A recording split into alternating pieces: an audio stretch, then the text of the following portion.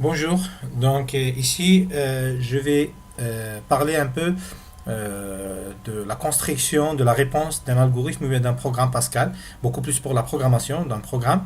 On voulait éviter les sorties dans la partie traitement. Donc ici c'est la partie traitement et ici c'est les sorties. Donc ici ce qu'on voit c'est que il y a, il y a un mélange, pardon, il y a un mélange entre la partie traitement et sortie. Donc, ceci est valable pour, par exemple, l'exercice de problème du rendu du monnaie. Donc, j'ai expliqué dans la vidéo précédente que ici, il y a trois variables. Donc, c'est bien. Pour les entrées, pas de problème.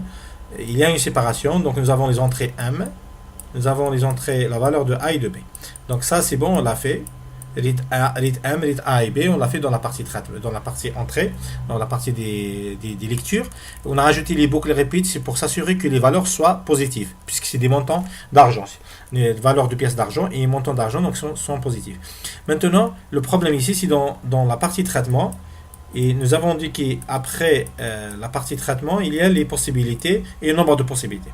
Donc pour le nombre de possibilités, c'est bien il y a à la fin. Mais maintenant, pour les possibilités, comment faire pour éviter d'afficher ce write-ln à l'intérieur de la partie traitement. Donc l'idée ici, c'est quoi? L'idée, c'est d'utiliser, par exemple, les fonctions et les procédures de chaîne de caractères pour essayer de construire ça, c'est une chaîne de caractères, et la mettre dans la réponse. Donc ça, c'est une possibilité chaîne de caractères, et la concaténer dans la partie réponse. Donc, on va essayer de le faire.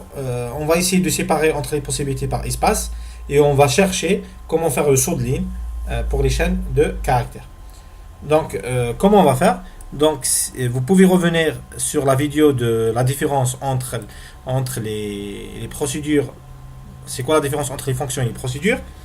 Donc, à la fin de la vidéo, presque à la fin de la vidéo, nous avons fait les fonctions et les procédures prédéfinies sur les chaînes de caractères. On va essayer de l'utiliser. Donc, comment convertir un nombre en chaîne de caractères, comment concaténer une chaîne de caractères, etc. Donc, ici, vous avez des nombres entiers, MPA, MPB, etc. C'est des chaînes de caractères. On doit les rendre si c'est des chaînes de caractères. Et on concatène dans la partie réponse. Donc, l'idée ici, c'est quoi? Donc, c'est très simple. On va déclarer une variable chaîne de caractères réponse.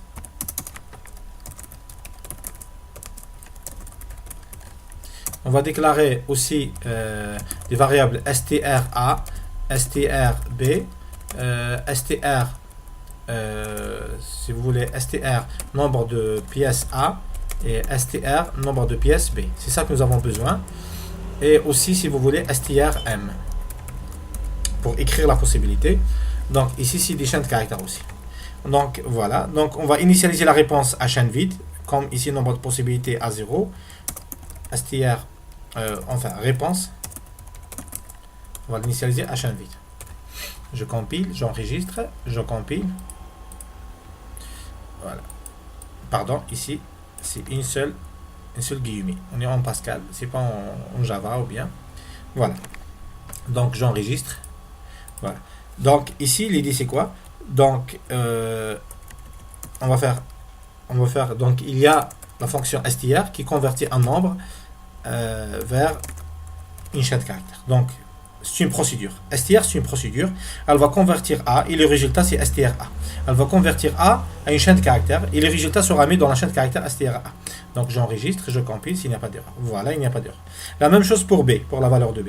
Donc, la valeur de A et la valeur de B sont fixes. Ce qui n'est pas fixe dans les boucles, c'est MPA et MPB. Donc, ça sera mieux de faire cette conversion avant de commencer les boucles de recherche, puisque la valeur de A ne change pas. Et la valeur de B aussi ne change pas. Donc B, STRB. Voilà. Donc ça, c'est des valeurs fixes. Aussi M, STR, M, STR, M. Voilà. Tout ça, ça ne change pas. Donc, on va le faire une fois pour toutes. Donc, on va les sauvegarder dans STRA, STRB et STRM. Les valeurs correspondantes A et B et M. Voilà. Ensuite, qu'est-ce qu'on va faire? Ensuite, on va convertir vers les chaînes de caractères les choses qui changent. Par exemple, ici, MP. Donc, on va faire la valeur de MPA, nombre de pièces de A, vers STR MPA. On va convertir aussi MPB vers la chaîne de caractères STR MPB. Maintenant, on va essayer de faire la concaténation.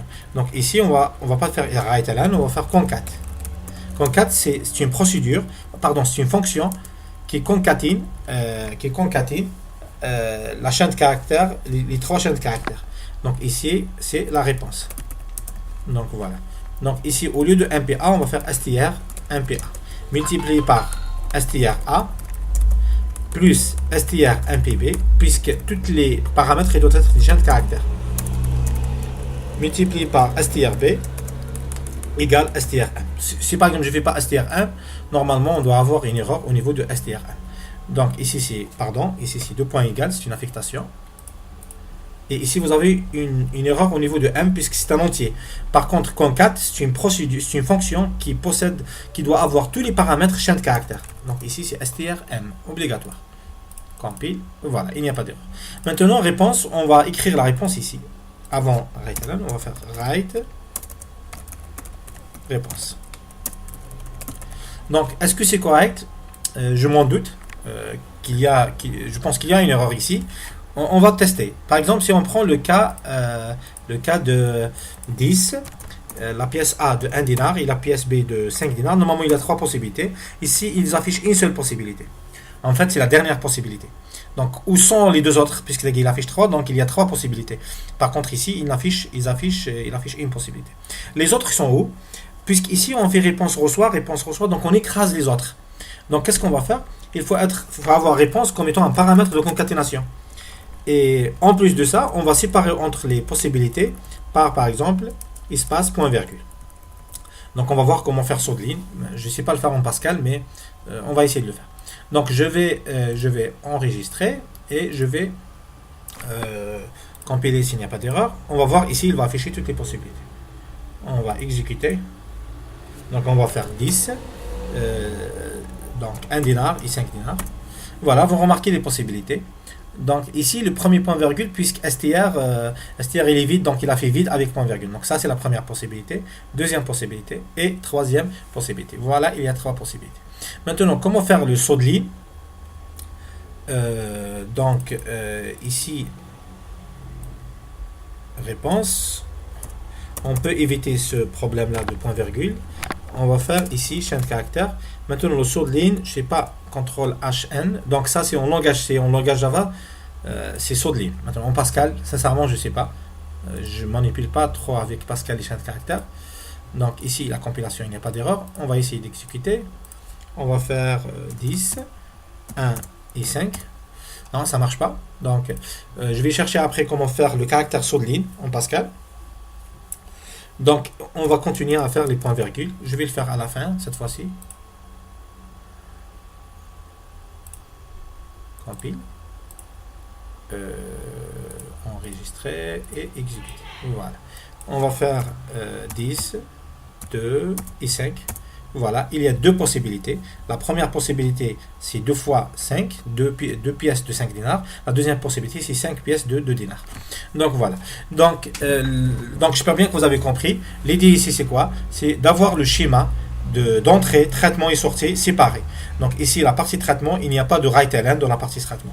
Donc tous les writes que nous avons fait à l'intérieur, on les a remis à la fin à travers une chaîne de caractères réponse et en utilisant des fonctions et des procédures de traitement de chaîne de caractères en Pascal.